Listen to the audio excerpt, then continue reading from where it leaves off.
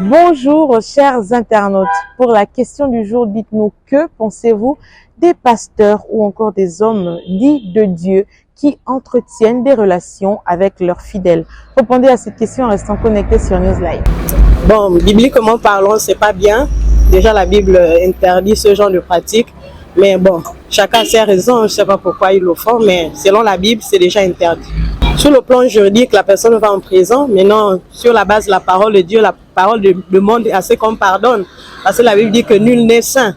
Tous sont péchés, sont privés de la gloire de Dieu. Donc, s'il y a la clémence venant de la part de la famille, on peut aller sur la base des négociations et puis voilà. Maintenant, si les parents, ce sont les parents qui ont le dernier mot, qui peuvent dire soit on laisse l'affaire ou bien on laisse l'affaire entre les mains de la justice. En fait, c'est à la famille de décider qu'est-ce qu'il faut faire pour ce soi-disant pasteur, parce qu'un vrai pasteur ne pourra pas faire ce genre de pratique. Voilà. Premièrement, moi je trouve d'abord qu'une fidèle qui accepte d'abord de sortir avec un pasteur, je ne sais pas ce genre de foi que cela cherche d'abord. Alors on va sortir avec un pasteur. Et ces pasteurs-là, je ne sais pas s'ils sont mariés, parce que j'estime que pour être pasteur, il faut d'abord être marié aux yeux de Dieu et aux yeux de tes fidèles. Donc, quand il se permet de venir d'abord te faire la cour et que tu acceptes, ça veut dire que toi-même, tu manques de foi. Donc, il ne faut pas seulement trop condamner les pasteurs, ce ne sont que des hommes. Mais c'est vrai qu'ils s'octroient le nom d'hommes de Dieu. Bon, je ne sais pas qui les avait dit qu'ils sont des hommes de Dieu, parce que nous tous, nous sommes des enfants de Dieu. Donc, ils se disent hommes de Dieu, ils se disent aussi qu'ils ont tous les droits de faire de la vie religieuse ce qu'ils veulent, escroquer les fidèles, manipuler la parole de Dieu à leur faveur.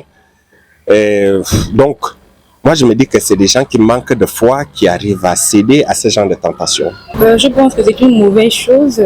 Les pasteurs abusent de leurs fidèles sans leur consentement et c'est pas une bonne chose. Ces gens-là devraient être mis en prison. Et puis la foi de cette fille-là, je pense qu'elle va diminuer en fait. Voilà, ce sera plus la même. Et puis pour moi, je pense que si elle décide de ne plus croire en Dieu, ce sera une grande partie à cause de ces gens de pasteurs-là en fait. Voilà.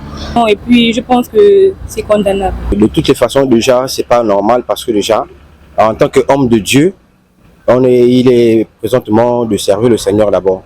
Parce que déjà, si déjà on voit un pasteur entretenir des relations sexuelles avec des fidèles, ce qui n'est pas du tout sérieux, c'est un bandit. Déjà, en tant qu'homme de Dieu, il est droit à respecter la loi de ce que Dieu dit dans la Bible, que de sortir avec des fidèles. Ça, c'est pas du tout normal. Selon la loi de la Bible, il est strictement interdit qu'un pasteur puisse avoir des rapports sexuels avec ses fidèles. Déjà, un pasteur qui n'est pas marié, ça ne se fait pas. Avant de pouvoir faire l'œuvre de Dieu, il va falloir qu'il soit marié. Parce que lorsqu'il va falloir prêcher pour le mariage à ses fidèles, comment prêcher le mariage si toi-même tu n'es pas marié?